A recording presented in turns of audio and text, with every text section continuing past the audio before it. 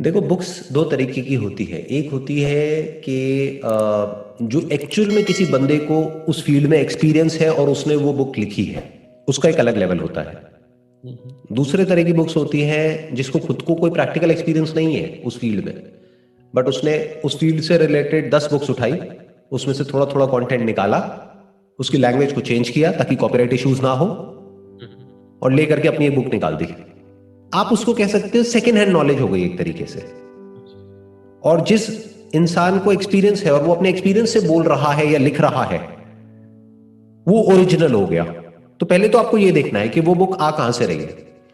कि for example, अगर आप एक बुक पढ़ रहे हो साइकोलॉजी के ऊपर, तो क्या वो पर्सन को एक्सपीरियंस है साइकोलॉजी की फील्ड में? क्या उसने प्रैक्टिस करी है? क्योंकि फिर जो बहुत कुछ उस बुक में आएगा वो उसके एक्सपीरियंस से आएगा। वो पर्सन बताएगा कि मानो मैंने 25 साल पहले पीएचडी करी थी साइकोलॉजी में, उसके बाद में पिछले 25 साल में मैंने इतने हजार पेशेंट्स के साथ में बात करी है। Right. तो उसमें से वो एनेक्डोट्स देगा, उसमें से वो एग्जाम्पल्स देगा, उसमें से वो केस स्टडीज बताएगा आपको। तो वो एक अलग लेवल है। और एक जनरल साइकोलॉजी के ऊपर कोई कुछ बातें कर रहा है जिसका कोई एक्सपीरियंस नहीं है, ना ही पैशन है, बस कुछ भी लिख दिया है क्योंकि भाई बुक लिखने से क्या होता है, रॉयल्टी मिलती है, तो पैसा आता है, पैसिव इनकम है। तो बहुत सारे लोग इसलिए भी बुक लिखते हैं, बस टाइटल इंटरेस्टिंग है, अंदर आप पढ़ोगे तो सब कचरा है। तो you should not get attracted by the title of the book और the cover of the book. बोलते भी है ना, नेवर जज a book by its cover. जैसे यूट्यूब पे आप जाओगे तो आपको मोटिवेशन के नाम पर या वैसे भी आपको बहुत वीडियोस मिलेंगी।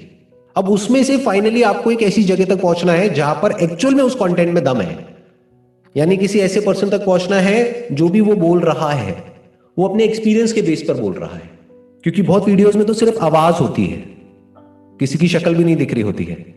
हो सकता है उस वीडियो के पीछे कोई बच्चा हो जो खुद 18 साल का है, आप 22 साल के हो और उस बच्चे की एडवाइस ले रहे हो और बड़े खुश हो रहे हो। तो आपको ये देखना पड़ेगा कि वो जो पर्सन है उसकी बातों से, उसके बोलने के तरीके से, अगर वो दिख रहा है तो बहुत ही अच्छा है, फिर तो आप 1 सेकंड में देख करके आइडिया लगा सकते हो। बट अगर वो नहीं दिख रहा है, सिर्फ उसकी आवाज सुनाई दे रही है, तो आपको आइडिया लगाना पड़ेगा कि वो पर्सन जो है उसकी अंडरस्टैंडिंग किस लेवल पर है। कि अगर एक्चुअल में आप उससे कोई क्वेश्चन पूछोगे तो उसके पास में आंसर भी होगा, जो आंसर होगा वो एक्चुअल में कोई आंसर होगा या वो भी गूगल देवता के थ्रू आएगा। आपने उससे क्वेश्चन पूछा, उसने गूगल किया, अच्छा ये था, दिस दिस दिस दिस, खत्म। तो एक्चुअल में उसकी अंडरस्टैंडिंग कुछ भी नहीं है। तो ऐसे लोगों की बुक्स पढ़ने का कोई फायदा नहीं है।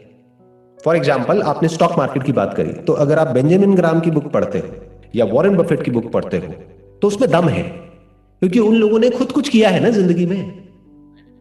बहुत ही छोटे लेवल से शुरू करके इतने साल तक, 30-40 साल तक, 50 साल तक, ईयर ऑन ईयर 20% की रिटर्न जनरेट करना, more than 20% CAGR, that's like on a different level all together.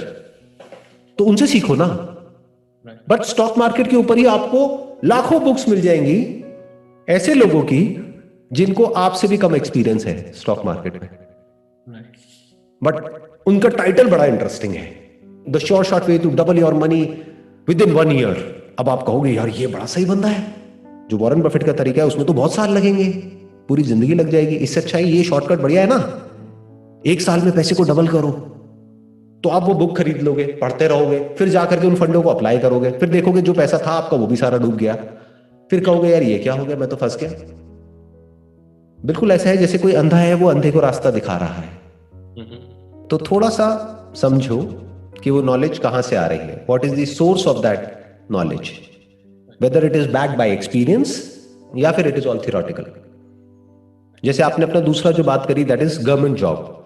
अगर आप मेरे से पूछते हो कि भाई इस गवर्नमेंट जॉब के लिए ये एंट्रेंस एग्जामिनेशन है, इसको क्रैक करना है, कैसे करूं, तो हो सकता है मैं तो कुछ भी बड़बड़ बड़बड़ कर दूं, मैं आपको बोल दूं ये कर लो, वो कर लो, वो कर लो, लेकिन क्या मैंने कभी खुद उसको क्रैक किया है? नहीं किया है। तो गलती किसकी है? जो आंसर दे रहा है उसकी है, जो क्वेश्चन पूछ रहा है उसकी है? पूछने वाले। राइट। तो यू मस्ट बी इंटेलिजेंट। अपने आप को इतना इंटेलिजेंट बनाओ कि जो क्वेश्चंस आप पूछ रहे हो और जिन लोगों से पूछ रहे हो वो सही क्वेश्चंस है।